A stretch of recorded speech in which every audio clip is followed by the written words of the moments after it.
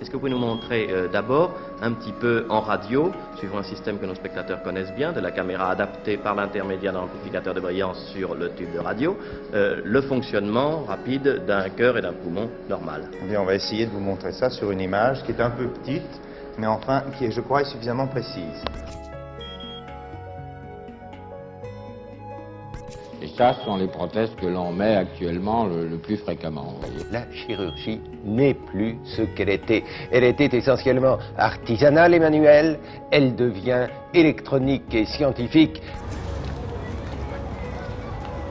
J'ai eu un accident de bus et je me suis fait amputer de ma jambe droite quand j'avais 7 ans. J'ai découvert en juin 2014 une boule dans mon sein gauche, donc diagnostiquée cancéreuse une semaine après. Alors je porte depuis 1999 un défibrillateur cardiaque qui m'a été implanté suite à une mort subite en août 98. J'ai un genou électronique et ça me permet de descendre les marches. Au quotidien, ce sera plus facile pour moi, des douleurs en moins. On m'a posé un cathéter la veille de la première chimiothérapie. Ça permet d'avoir des activités sportives, ça permet de faire du tennis, de la piscine. C'est pas douloureux. C'est le seul cathéter à longue durée actuel avec lequel on puisse vivre normalement en dehors des périodes de cure. Les premiers défibrillateurs que j'ai eus, la batterie durait environ 3 à 4 ans. Maintenant, on partirait plus sur 7-8 ans. Les prothèses que l'on implante sont des petits ordinateurs dont on peut changer des dizaines de réglages et récupérer bien sûr les informations diagnostiques enregistrées depuis le précédent suivi. Au cas où un événement anormal se produise, on peut recevoir une notification envoyée automatiquement par le système qui nous informe qu'il y a telle ou telle anomalie. On peut en prendre connaissance rapidement, plus rapidement qu'avec le suivi en face à face. Je vais voir mon médecin entre une fois tous les 6 mois et une fois tous les ans. Donc plus de trajet à faire, pas de demi-journée à prendre ou autre pour aller faire une visite qui va durer souvent un quart d'heure. Ce qu'on veut, c'est qu'ils marchent au mieux et qu'ils ne soient pas bridés dans leur vie de tous les jours. Aujourd'hui, on est extrêmement fiers de produire en France, forcément, puisqu'on a une usine qui est extrêmement performante, avec un niveau de qualification des gens extrêmement important, et c'est notre grande fierté.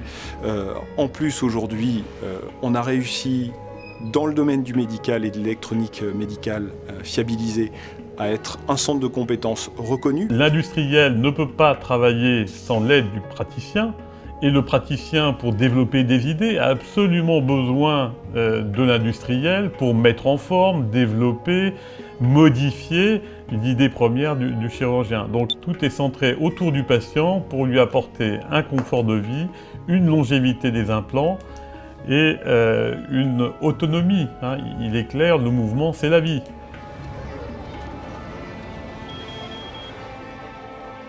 On peut dire que l'imagerie a transformé la médecine moderne. Pour les 20 ou 30 prochaines années, là où on va beaucoup gagner, c'est dans la régénération tissulaire à partir d'autogreffes, c'est-à-dire de greffes à partir de cellules prélevées du patient et d'orienter ces cellules pour régénérer de l'os, du cartilage ou du tendon.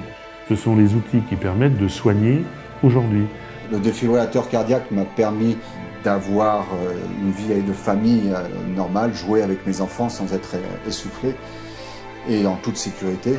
Par exemple, je peux courir après un bus, bon, pas courir comme tout le monde, mais c'est vrai qu'il y a 5 ans, je ne pense pas que j'aurais eu la même rapidité. Dans le domaine de l'appareillage prothétique, c'est en constante évolution. Grâce à la miniaturisation, il y aura sûrement par la suite des chevilles bioniques. J'aimerais bien faire du ski.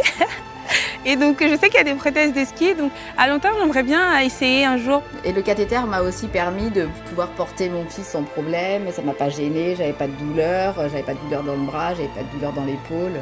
Moi ça m'a pas du tout empêché d'être dans mon rôle de maman.